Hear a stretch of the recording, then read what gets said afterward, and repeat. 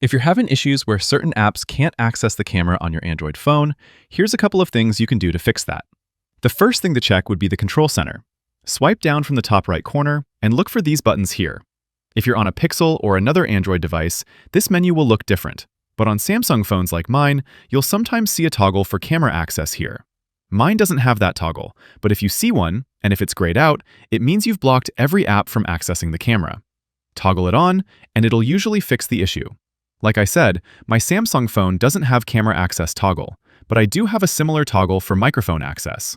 These are quick toggles to kill all access to camera and microphone if you want to maximize your privacy. Also, sometimes you don't see the button, but it's available. Tap the pencil icon up top to edit your button layout, and then look for the available buttons on the bottom. If you see camera access, add that in and turn it on. Another solution would be to ensure that a specific app is actually allowed to access your camera. I'll pick an app that I want to give camera access to, and from the little menu that opens up, we're going to tap the tiny information button on the top right corner. This takes you to the app info menu, and from here we can take a look at the permissions. I can see that for this app, my phone allows notifications, but pretty much everything else is not allowed. I can pick camera from the list, and then change the camera access to allow while using the app, or set it to ask me every time.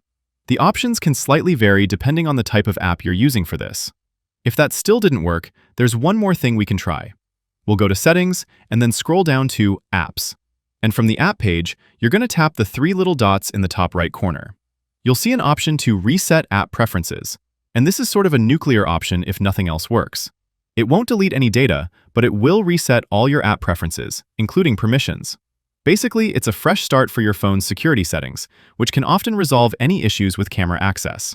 One of those will usually fix any camera access issues, but let me know if you have any questions. And of course, click that like button if this helped you. It really helps my small channel. Thanks all, until next time.